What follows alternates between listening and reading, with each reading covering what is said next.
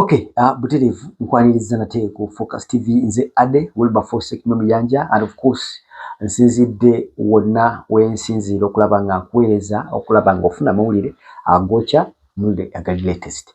Olunaku lwaleero nkuleetedde video ez'enjawulo nga zikulaga controversials oba okubagana ebigambo okuli mu ggwanga lyattu Uganda, era nga n'amawulire amapya ge tulina ag'essanyu oba aganyuma gega okubeera nti Nakawa ye meeya waayo bamaze ne bamulangirira meeya Nubiyaniri ye aba Nakawa East mwe bali kulonda.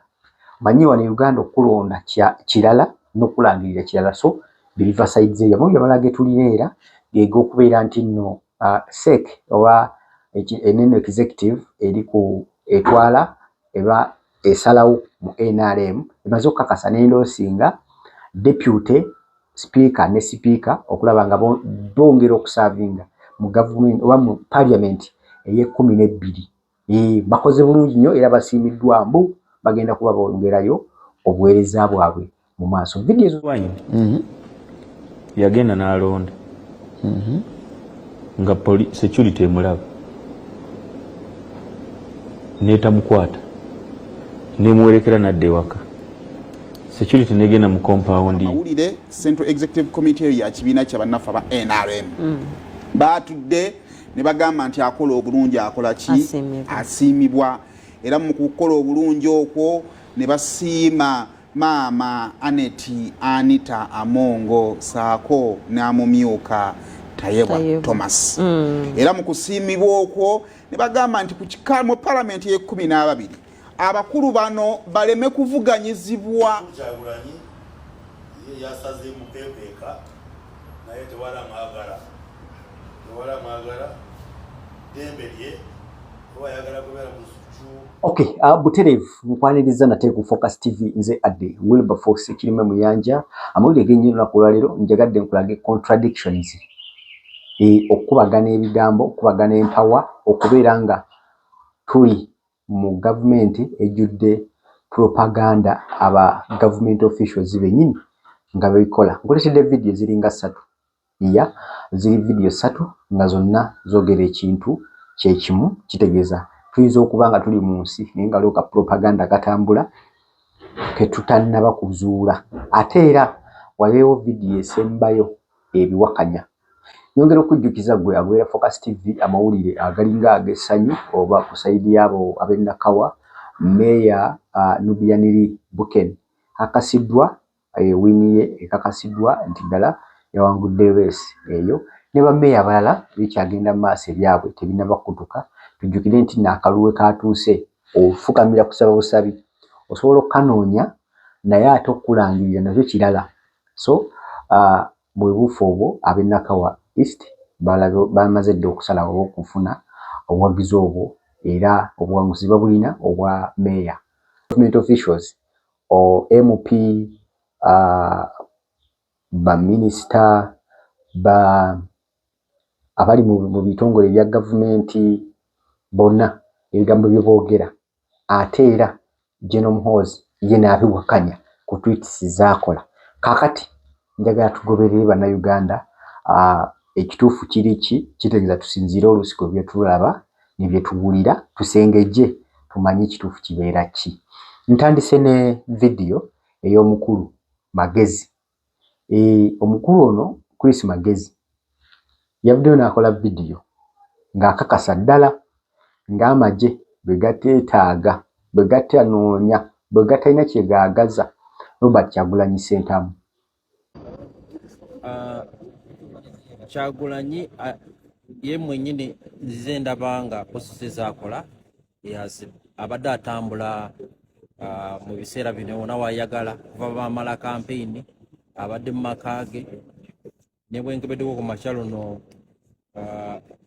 ndinga nalabye ng'ali mu maka ge, so kiraga nti ali free. Baba mwetaaga bamanyi omusanga police in this case, naye nga ffe nga UPDF tetulina kiki kyamaanyi tumunoonyezaako ku ssaawa zino.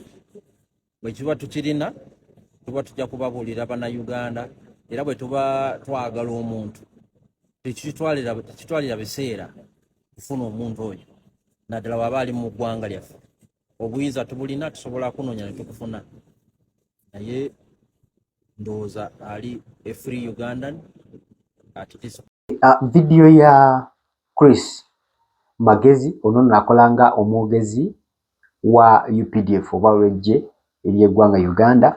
Video yo giwulidde ng'akakasiza ddala nga batalina kye beetaaza Robert Kyagulanyi Ssentamu. Kati Omunnayuganda asobola okwebuuza security ekola ki mu maka ga Robert Kyagulanyi Ssentamu erabibwako ate era nga waliwo n'abantu abaganiddwa okutuukayo. Then video endala era ya Chris Baryomunsi ono nno Minister owa ICT ne National Guidance. Minister ono yavuddeyo n'akakasa tebalina kye beetaaza, tebalina kye baagaza Robert Kyagulanyi Ssentamu, President wa NUP, mbu tebalina kye bamwagaza era ebyo byakola abikolenga ye yamanyi. Video ye nayo tugiri. Mukulu Kyagulanyi ye yasazeemu kwekweka naye tewala mwagala dembe lye oba ayagala kubeera mu Ssuucu oba mu nsiko oba wa naye gavumenti emulinako omusango so kikuyiye oba ayagala oba atidde ennyumba ye ekyo kike naye tewala munoonya naye tumanyi gyayokwese ejakoze tegenda interest naye singa tawale tumwagala oba tukulya Amerika tusobola kukyayo naye tewala mwagala so ayokwese ekifaananyi kye. Omukulu yoyo byayogedde obiwulidde. Kati kankuzanyire ne vidiyo endala eya omukulu wa PLU bamuyita Kabanda, David Kabanda ono wa MP we side ze Mubende Kasambya if I'm not mistaken side eyo agenze n'akakasiza ddala nti Robert Kyagulanyi Ssentamu ali mu bubadibwe. Abadde ku TVM n'akakasa nti Robert Kyagulanyi Ssentamu ali mu bubadibwe era gye byakola. Minisita ono avudde Honorable ono ebiseera ebisinga ne bamugoberera abeera contradictive kwebyo biba bigenda mu maaso naddala ku side y'opposition. Yes, oyinza obutanyumirwa nnyo bigambo bye naye njagala olabe video ye. Bobi Wine ali mu documentary. Ali mu documentary. Wesi Kabanda kidde syndicate wa kubuli. Bili kumikutu. Kampuliriza mu Kabanda. Bobi Wine. Yagenda n'alonda. Nga security emulaba. N'etamukwata. N'emuwerekera n'adda ewaka. Security negenda mu compound ye. N'eyotoloola ekisaakaate. Mbwe ennyonyi nejja neekuba mu ttooki. N'abuuka mbu n'ayita mu katuli k'embwa n'adduka. N'abula n'agenda ne yeekweka era nakati security emunoonya temulaba. Oyo ali ku documentary. Kati security etasobola kumukwata wali ng'ava okulonda. Ye yajja ate emunoonya ekiro. N'agenda n'abula. Bobi Wine waba alina abantu bali nabo mu katemba aboogere. Naye bino byalimu bw'aba yalidde ayogere aleke kussa abaana b'abantu. Abadde talina ansa ya kabanje. Kati be yateesezza nabo abaga nti naye n'akivaamu ntya. Leka mbe ng'eyeekwese. Gwe bw'oba oyagala kakasa nti documentary yennyini genda olabe mukazi be yadde ayogera. Manya bazze ne bangu. Ebya balimu ezo ne Namboozi byennyini manya ne mukuba panchi. N'abuuka bw'ati mu bbanga. Abadda bw'ati ne mwongera endala. Ba MP tebagenda kabanja kyogamba. Ba MP abanupu bonna tebagenda kabanja bali mu kabanja. Waliwo atalayire. Bali mu kabanja aba MP. Waliwo atalayire. Ne bali muzagira kutanga kabanja encha. Sitegera kyogamba. Bekamalirize. Bano bali mu comedy yennyini. Bagenda kabanja. Mbadde saagala ontwale yeeyo. Ne bw'oba oyagala nti n'agamba nti ne bankuba wano ne bantuga ne bansikamu wano kati ne mukuba taekwondo bweti. Ani gwokuba taekwondo bw'aba ayagala okakasa taekwondo agenda abooze ewa Mwanga Kivumbi ebyatuuseeyo. Mwanga Kivumbi yali serious ng'ali mu bya kabanja, kumbe mukama we si byalimu. Oli yali serious ng'ali mu bya kabanja, amubuuze ekyabaddeyo nti omukumi w'oku geeti ne bamubongolako erinnyo. Olabira ddala documentary omukulu aveeyo abulira abantu. Ate amawulire amalala ge tulina SEC, National Resistance Movement, akakiiko ako bayita SEC, kamaze okukakasa nti omukulu Thomas Tayebwa ne Anita Amongo oli speaker wa Parliament of Uganda amukakasiza ne deputy we nga batagenda kuvuganyizibwako era bo babendesinze babakakasiza okubeera nti mu kisanja kino ekye12 bagenda kusigala naye batutwala mu maaso, bagenda sigala nga bakola omulimu ogwo nti bagukoze bulungi nnyo, ego bagukoze bulungi nnyo, tegulina yadde akalumira. Negatwabe vidiyo eyo munnamawulire omu ng'ayagala annyonnyola ensonga eno nga bweri, then tugende mu maaso n'ebinyaba bidirira. Amawulire Central Executive Committee ya kibiina ky'abannafu aba NRM baatudde ne bagamba nti akola obulungi akola ki asiimibwa, era mu kukola obulungi okwo ne basiima maama Anita Amongo saako n'amumyuka Tayebwa Thomas. Era mu kusiimibwa okwo ne bagamba nti ku kika mu Parliament ye12 abakulu bano baleme kuvuganyizibwa. Ate bo benyini nga bagenda okwevuganya abaleme kuvuganyizibwa mu kibiina kubanga jukira NRM yina majority. So Fox nzaniza ku statistics nalabye ku nga NRM eri babaka 3+. So yesinga ababaka abasalawo okulonda speaker. So okusinza ku lukiiko lwategeza nti no abakulu bano baleme kuvuganyizibwa mu kaluko bwa speaker wa parliament. Kakati ebyo nno okugenda okujja wabadde watandise okubalukawo ebiwayi mu kibiina oluvannyuma lw'akaluke twakamaliza mubaddemu abantu abenja amaloboozi ag'enjawulo.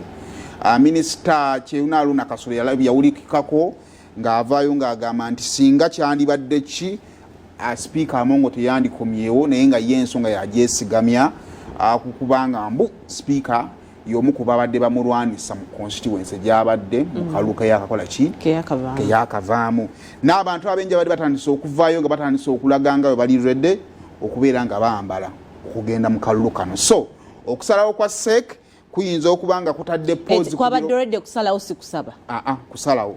So okusalawo kuno kuba kutadde pause ku byonna ebibadde birowoozebwa. Osanga Norbert Mao ayinza okujja NRM n'emwendo osinga biki byonna ebibadde bitandise okulowoozebwa. Kakati okusalawo kuno nabo bennyini okwevuganya kuba kupozingiddwa abadde balowooza ati Thomas Tayebwa alina engeri gy'atandise okutunuulira entebe ogenda mu ntebe ya mukama we. Ekyo nakyo kigenze. So byebyo ebibadde ku Focus TV bitukuletedde olunaku lwaleero bukiripusi bubadde bungi muko netukkiriza nti olina kyobuganyiddwamu olina kyobufunyeemu so nga ate ebyo byonna bimaze okuggwa General Muhoozi Kainerugaba n'avaayo n'agamba yakola tweet egamba nti ffe tetukuba bakazi tetukubangako kubba Kyagulanyi wabula ffe tunoonya baawe omutiitiizi gwe banoonya oluvannyuma lwabiri byonna baminisita bye boogedde ba government officials bye boogedde ate ye omukulu n'atweetinga alaga nti bamunoonya. So who is fooling who? Ani afuulinga ani awe tuli mu ggwanga lyattu Uganda. Nze adde Wilberforce Ekirimu Muyanja and of course njagadde nkume bano olunaku olwaleero tube nga tuddiŋŋana mu vidiyo ezijja maaso eyo. For now, bye bye. Kusubscribinga ku Focus TV yange bingi